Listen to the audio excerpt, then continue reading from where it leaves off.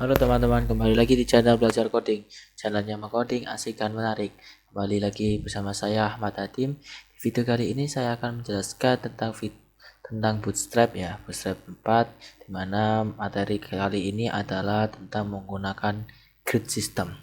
Nah, di dalam Bootstrap kita bisa membuat grid system yang sama dengan HTML. Namun di sini pada materi Bootstrap di sini akan terlihat bagaimana perbedaan dari grid dari HTML maupun dari Bootstrap. Nah, penasaran? Simak pada video berikut. Nah, di sini saya sudah menunjukkan bagaimana tampilan dari suatu web yang lebih responsif. Nah, terlihat di sini ada beberapa item gambar. Nah, kalau kalian cermati, di sini terlihat bahwa ada beberapa bagian. Ini 1, ini 2, ini 3.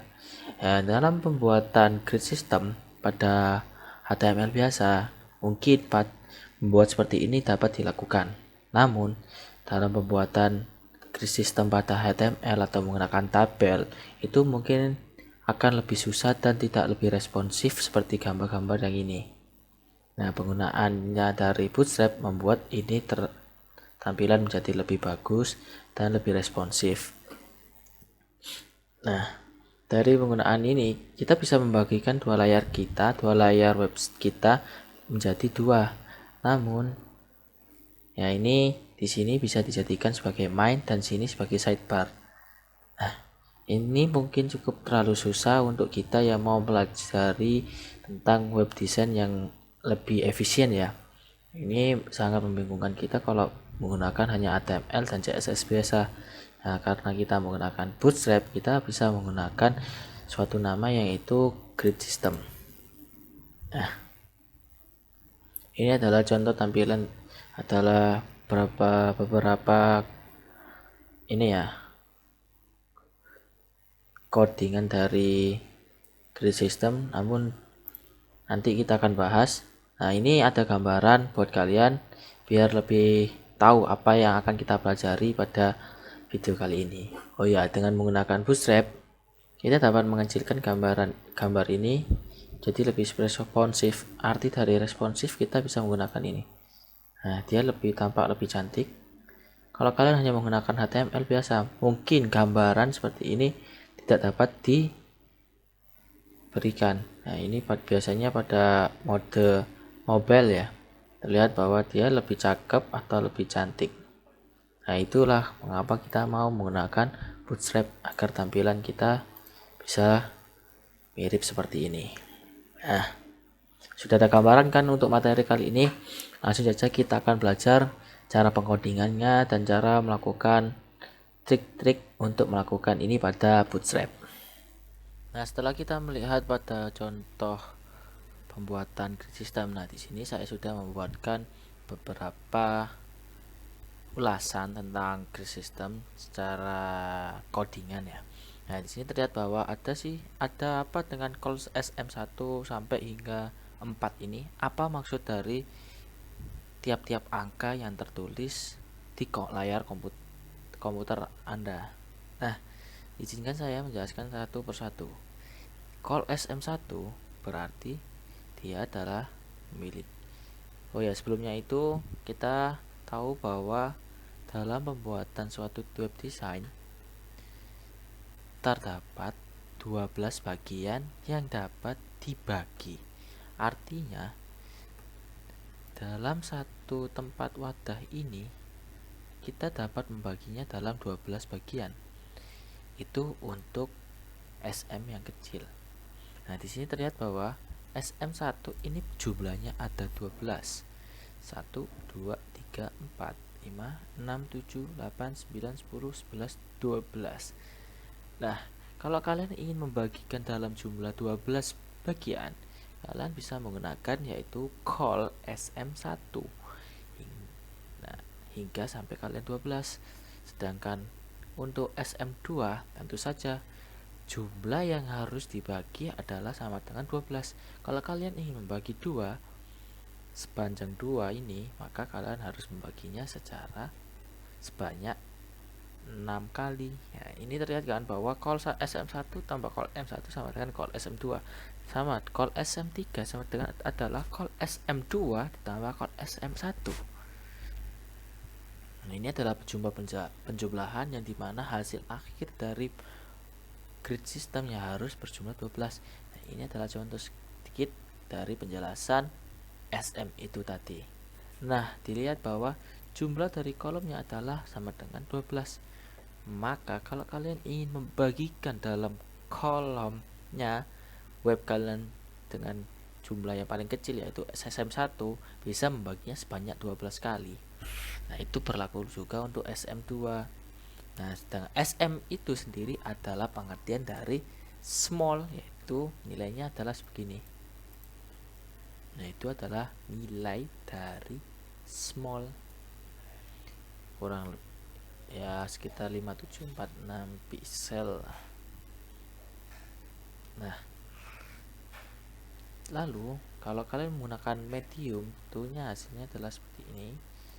Dia akan menggunakan namanya medium, MD atau LG dan XL. Nah, pada codingan saya, hasil dari codingan saya menggunakan small. Kalau kalian ingin membuatnya dalam, coba kita lihat di sini. Nah, ini adalah hasil codingan yaitu SM. Ya, jika kalian menggunakan SM sebanyak 13 kali, maka kotaknya tidak akan ke sini, namun dia akan ke bawah.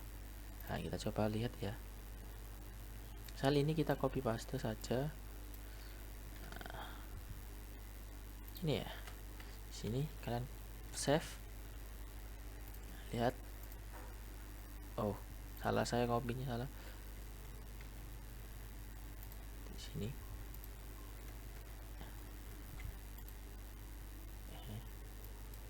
Bentar.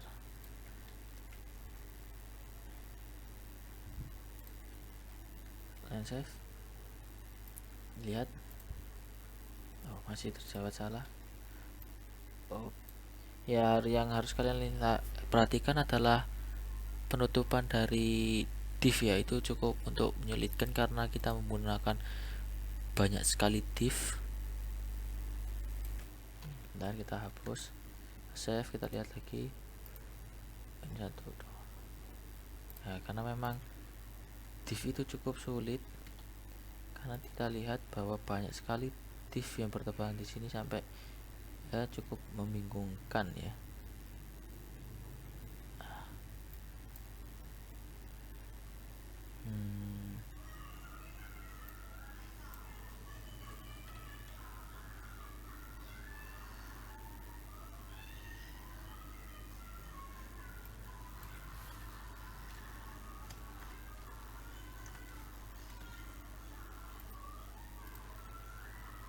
Satu, dua, tiga.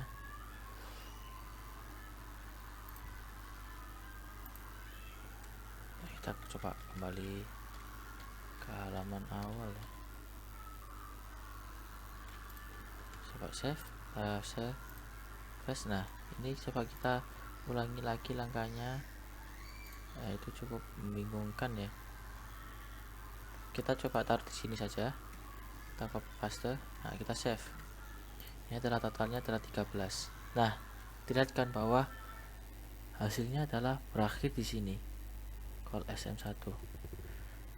Untuk call SM2 kita beri PR aja. Save. Ya, tadi sempat terdapat kekeliruan ya. Mungkin alangkah baiknya kita mendefinisikan tiap kolom-kolomnya menjadi sebuah row ya. Ya, pertama yang harus kalian lakukan adalah membuat ini row, kelas row di kelas ini, di row call SM2, dan jangan lupa taruh penutupnya untuk akhir dari row pertama. Lakukan langkah ini sampai di langkah keempat. Nah, setelah kalian membuat row ini keempat, nah kita coba hal yang tadi yang sempat kita bingung lakukan. Ya, di sini kita mau membuat ini jadi tambah lagi ya. Nah, ini kalian save. Ya, kita akan lihat apa yang akan terjadi jika kolom yang kita buat adalah sebanyak 13 kolom. Nah, kita lihat apa yang akan terjadi. Nah, jangan lupa save. Nah, terlihat bahwa di sini jelas bahwa setelah kita menambahkan kolom satu lagi, maka kolomnya akan turun ke bawah. Nah, ini terlihat bahwa memang jumlah yang harus dibuat adalah sebanyak 12 kali. Nah, kalian tidak bisa membuatnya sebanyak 13 kali. Nah, bagaimana dengan ini? Nah, ini adalah bukan termasuk dalam kolom ya. Kalau misalnya kita mau menaruhkan ke dalam sini, ya kita buat saja di dalam sini. Yaitu kontainernya buat fluid text center mt5. Ini save. Coba. Nah, lihat kan bahwa memang jumlah yang harus dilakukan memang hanya sebanyak 12 kali, 12 kolom maksud saya. Kalau lebih dari itu, maka kolom yang akan dihasilkan adalah turun ke bawah. Nah, ini terlihat kan bahwa jumlah yang harus maksimalnya 12. Nah, kalau misalnya tambah 1, maka otomatis kan turun. Kalau tambah 2, ya taruh saja ke sini dan seterusnya. Itu adalah penjelasan singkat tentang bagaimana kalian membuat kolom. Nah, itu teman-teman cara gunakan kolom dan row. Nah, kita mau mencoba eksperimen, yaitu kita mau membuatnya menjadi, misal kita bikin yaitu XL. Fungsi dari XL, SM, dan FD jelaskan bahwa tampilan yang bisa dibuat dalam kolom itu tergantung pada pixel ukurannya. Nah, XL biasanya digunakan untuk ya biar layar komputer atau layar laptop yang ukuran besar, sedangkan SM biasanya untuk digunakan untuk mobile atau tab. Nah, kita lihat, kita save, coba kita lihat apa yang terjadi. Misalnya saya menggunakan XL. Nah, sorry, ini terdapat tipu. Nah, di sini ada XL dan ini adalah SM. Ya, kita lihat, kita save, kita refresh. Nah, coba kalian kecilkan layar komputer kalian. Nah, lihat kan, XL menunjukkan bahwa dia adalah so large. Ketika kalian merapikan ini, tentu ini tidak akan berubah. Yang berubah adalah SM-nya, karena ini adalah untuk layar yang membuatkan pixelnya semakin kecil, pembaginya untuk semakin kecil. Kalau misalnya menggunakan layar full penuh, tidak ada yang berbeda, tidak ada yang berubah. Kalau kalian mengecilkan, tentu semakin menyusut, dan kalau kalian menggunakan ini saja, ini akan menjadi seperti baris seperti ini semua. Nah, itu penggunaan dari XL. Nah, ya, kalau kalian menggunakan bootstrap, ya itu tadi penggunaan yang bisa kalian lakukan. Nah, dia lebih responsif terhadap jumlah ukuran pixel yang ditampilkan. Nah, itulah perbedaan dari penggunaan bootstrap dengan menggunakan tabel dari HTML biasa. Nah, itu saja penjelasan sekian singkat dari grid system ya. Nanti kalian bisa coba-coba dengan kebutuhan kalian. Nah, itu aja penjelasan singkat dari video ini. Semoga bermanfaat, dan jangan lupa klik tombol subscribe, dan jangan lupa juga untuk klik tombol like untuk video ini. Nah, terima kasih perhatiannya dan sampai jumpa.